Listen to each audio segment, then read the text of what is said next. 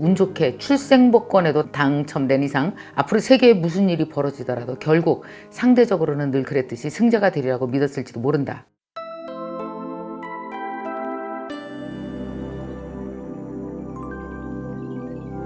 김미경의 북드라마.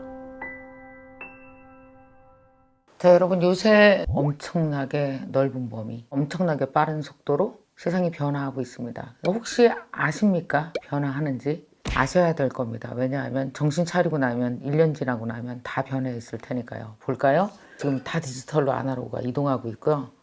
그 다음에 디지털 세상에서 인간은 데이터로 존재합니다. 이미 여러분 상당 부분, 한 50% 이상 데이터로 존재하십니다. 여러분이 받는 모든 이메일, 여러분한테 오는 여러 가지 소식들, 카톡에서 오는 거 다 우리를 데이터로 인식해서 보내는 중입니다. 이제 의료 분야도 본격적으로 인공지능이 들어가기 시작했죠. 전 분야가 마찬가지입니다. 굉장히 빠르게 변해요. 공부 열심히 하셔야 될 겁니다. 여러분, 이런 거 다 무섭죠? 제가 요즘에 책을 쓰려고 여러 자료를 살펴보고 있는 중이에요. 이따가 보여드릴게요. 저기 있는 모든 책이 저 한 수백 권 되는 책이 이제 제가 다 읽고 있는 책입니다. 근데 그 중에서 이건 꼭 같이 읽어야 된다고 생각했던 책이 바로 오늘의 북드라마 책입니다. 이 책과 제가 얼마나 사투를 벌였는지 보이십니까? 정말 제목은 2050 거주 불능 지구입니다. 제가 왜 이 책을 집어들었을까요? 이 책을 쓴 데이비드 월러스 웰즈는 뉴욕 매거진의 부편집장이자 칼럼니스트입니다. 이 사람은 아주 오랫동안 기후변화에 관심이 있어요. 정말 버거운 사랑을 해온 사람입니다. 여러분, 요새 혹시 지구 생각 안 하셨어요? 그 코로나가 지구에서 온 건데. 코로나 언제 끝나요? 라고 이렇게 이거 뭐 좀 이러다 보면 돌아가겠지. 못 돌아가요, 여러분. 절대. 백신 개발이 된다 할지라도 우리한테 오는 데는 내년 겨울을 넘길 거라고 합니다. 그럼 뭐예요? 결국 2년입니다. 여러분, 2년이면 다 변할 겁니다. 택하는 직업, 직장의 환경 뭐 다 바뀌어요. 근데 진짜 변하는 게 뭔지 아십니까? 여러분, 우리 아이들은 2년간 어떻게 학교를 다녀야 되는 걸까요? 근데 이번에 또 이제 개학할 겁니다. 그중에 확진자라도 한 명 나오면 다시 오겠죠. 결국 인간은 들어갔다 나갔다를 반복하면서 아마 디지털을 활용해서 약간 거리를 두는 걸 선택하겠죠. 왜냐? 생존이 달린 문제니까요. 자, 그렇다면 여러분, 제가 지금부터 한 가지 이 책에서 나온 걸 제 나름대로 분석한 걸 좀 읽어드리겠습니다. 호주 동남쪽 뉴사우스 웨일주에서 대형 산불이 일어나서 남한 면적보다 더 넓은 땅이 암흑으로 변했다. 러시아에서는 40도가 넘는 폭염과 가뭄으로 대형 산불이 발생했다. 미국 캘리포니아에서는 한 해 7천여 건의 산불이 발생된다. 북극권인 스웨덴, 영국 습지에서조차 산불이 발생되고 있다. 지구 북반구인 알래스카마저 폭염에 시달리고 있으며 이로 인해 바다새의 집단 폐사로 이어지고 있다. 유럽 대다수 국가들이 폭염으로 시달린다. 네덜란드, 벨기에는 40도를 넘었다. 인도는 196일 동안 한 차례도 비가 내리지 않았다. 여러분, 이거 재난영화 무슨 시나리오 모티브라고 생각하십니까? 아니에요. 2019년 우리 세계에서 일어난 일입니다. 그러면 대한민국은 어땠을까요? 대한민국은 작년 1월 23일 날 이런 기사가 났습니다. 서울에 눈 온 지 한 달, 59년 만에 겨울 가뭄. 4월에는 역대급 이상저온, 농작물 냉해 대란호나, 5월 22일은 한낮 30도, 폭염 비상 1단계 가동. 여러분, 지구가 갈수록 뜨거워지고 있습니다. 코로나가 어디서 왔을까요? 누가 만들어요? 우리가 다 같이요. 지구온난화가 가속되면 어떤 일이 발생될까? 아주 심각한 일이 발생되죠. 자, 이 책에서는요, 30년 안에 닥칠 모든 지구재난에 대해서 써 있는데요. 이걸 읽으면서 어떤 생각이 드느냐면요. 코로나는 한마디로 말하면 주의해, 이런 거 올 수도 있어 라고 이렇게 와서 고맙게 얘기해준 전령에 속해요. 여기서 얘기하는 엄청난 재난에 비하면. 자, 한번 제가 읽어드리도록 하겠습니다. 지구는 갈수록 찜통지구로 가고 있다. 이대로만 가도 지구는 곧 기온이 2도 정도 증가한다. 지구 온도가 2도 증가하면 빙상이 붕괴되기 시작하고 4억 명 이상의 사람이 물부족을 겪는다. 적도지방 주요 도시가 사람이 살 수 없는 곳으로 변하고 북위 지역도 여름마다 폭염으로 수천 명이 목숨을 잃는다. 기온이 3도 증가하면 남부 유럽은 영구적인 가뭄에 시달리고 중앙아시아는 평균적으로 지금보다 19개월 더 오래 건기가 지속된다. 북부 아프리카는 건기가 60개월, 그러니까 5년 증가한다.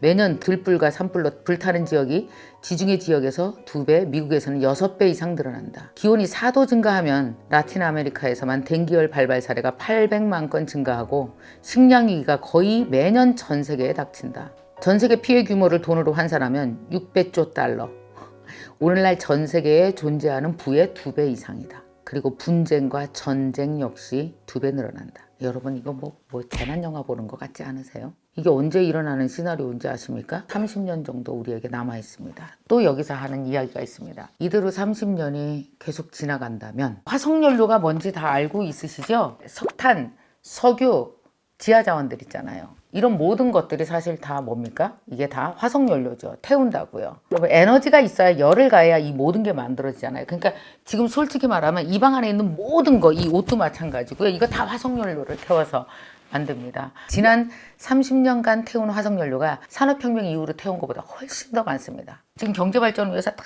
달려왔더니 뭘 만났어요? 수도 없는 바이러스를 만나기 시작했습니다. 자, 이 책에서 굉장히 실질적으로 얘기하고 있는 게 뭐냐면 바로 빙하 이야기를 하고 있습니다. 자, 얼음이 녹아지면 어떤 일이 발생될까요? 수천 년 전에 혹은 수만 년 전에 얼음 속에 급속 냉동됐던 동식물들이 갖고 있던 바이러스가 살아납니다. 어마무시하죠. 이게 물로 흘러 들어오면 어떻게 되겠습니까? 그뿐이 아니죠. 전 세계적으로 물에 잠긴 나라들은 난민이 됩니다. 난민들은 각 나라로 들어오려고 하겠죠. 안 받으려고 하겠죠. 전쟁입니다. 여러분 지구는 거의 생명을 다해가고 있는 중이래요. 제가 너무 반성한 건 바로 이분이 여기에 뼈를 때렸습니다. 이렇게 얘기합니다. 우리 스스로에게 다들 솔직해지자. 세상은 한정된 자원을 두고 제로섬 경쟁을 벌이는 전쟁터나 마찬가지이므로 자신이 유리한 지위에 차지하고 있고 운 좋게 출생복권에도 당첨된 이상 앞으로 세계에 무슨 일이 벌어지더라도 결국 상대적으로는 늘 그랬듯이 승자가 되리라고 믿었을지도 모른다. 어쩌면 미래의 직장과 산업에 대해 초조해하기에는 지금 당장 우리의 직장과 우리의 산업을 염려하는 것만으로도 정신이 없었을지도 모른다. 결국 뭐예요? 우리는 내 자식이랑 싸우는 거예요. 내가 다 쓰고 갈게 편하게. 가장 뼈 아팠던 말이 출생복권이었습니다. 결국 뭐냐면 좋은 세상 우리가 어렸을 때 다 살고 우리 편하려고 너무 많이 탄소를 뗀 거예요. 반성되지 않아요? 출생복권? 여러분들이 이 책을 꼭 읽으시면서 앞으로 우리 아이들에게는 지옥 같은 생활을 주게 될지도 모릅니다. 또 이런 이야기가 쓰여 있습니다. 기후변화는 매우 복잡한 연구 주제다.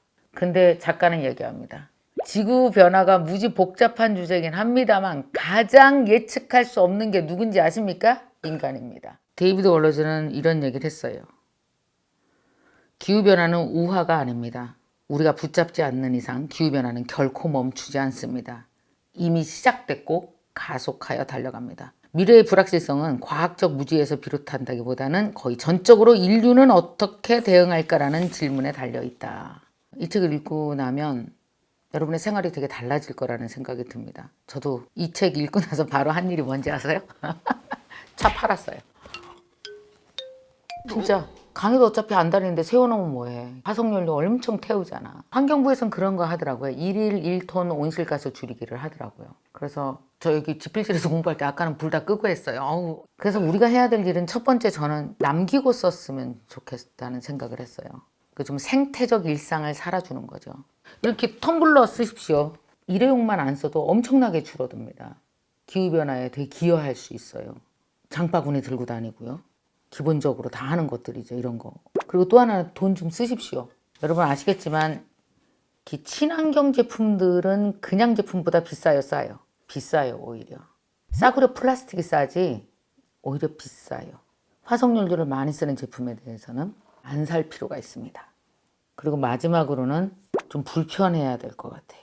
솔직히 우리나라처럼 물 펑펑 쓰는데 드물잖아요. 근데 그 물이 그렇게 많은 에너지가 들어갑니다. 물을 생산하는데. 전기 또 얼마나 싸요? 펑펑 쓰죠. 근데 여러분 그게 왜 그렇게 쌌는지 혹시 아십니까? 우리 애들 거 벗어서 쌌던 거예요. 안 남기고 흥청망청 써서 쌌던 거라고요. 1인 1톤 탄소 줄이기 운동 뭐 이런 걸 하더라고요. 저 그 기후환경 네트워크 흥분해서 들어가서 회원가입했잖아. 1톤 줄이기 서약하고. 이 세상에서 제일 좋은 책은요. 행동을 바꾸는 책 그리고 미래를 바꾸는 책이 제일 좋은 책이에요. 살고 싶으면 반드시 읽어야 되는 책입니다. 살리고 싶으면. 저는 이 책을 통해서 정말 행동 수정이 되는 큰 감동도 얻고 뭔가 저는 좀 더 이렇게 불편함을 갖고 오기로 했어요. 불편하지만 자동차를 최소로 타고 불편하지만 전기를 최소로 쓰고 물도 좀 아껴 쓰고. 그래서 제가 아이디어가 생겼는데 우리 유튜브 대학에 기후 살리기 전문가 과정을 만들고 싶어. 5천만 명이 움직이면은요, 어우, 이게 탄소 엄청 줄일 수 있어요. 날씨 왜 이래? 미세먼지 왜 이래? 이럴 게 아니라 미세먼지를 더 만들고 있지 않은가에 대해서 봐야 돼요. 여러분, 지금 이 2050 거주불능 지구의 저자가 얘기하는 게 지구는 한번 고장나면 회복이 불가능하답니다. 지금 안 쓰는 게 가장 돕는 길이에요. 나중에 회복이 안 되기 때문에. 여러분, 코로나는 우리에게 진짜 많은 질문을 던지고 있어요. 그냥 못 나가서 답답해. 이거 언제 끝나지? 남일 얘기하듯 하면 큰일 나십니다. 부모들이라면 반드시 읽으시고 행동으로 옮기십시오.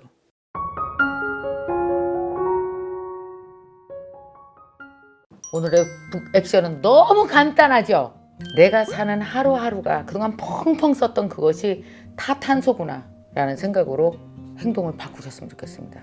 내가 바꿀 행동 5가지씩만 써보시면 되겠습니다. 자, 2050 거주불능지구, 제가 받았던 뜨거운 반성이 여러분한테도 꼭 일어나기를 바랍니다.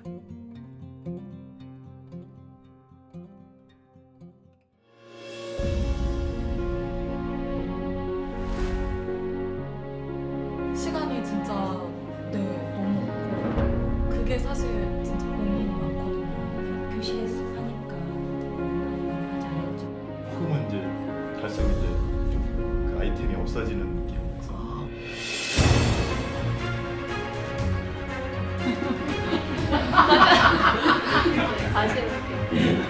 입 때문에 빠져드는 게 아니라 손과 전체의 리듬 때문에 빠져드는 거예요. 근데 영상이 좋아하지 말고 우리 아이들이 좋아해요.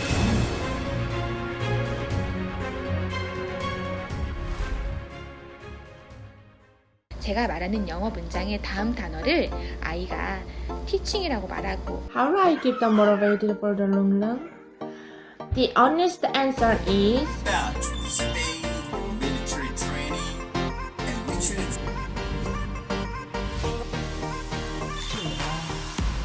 Start over again. Because they don't believe that failure is a permanent condition.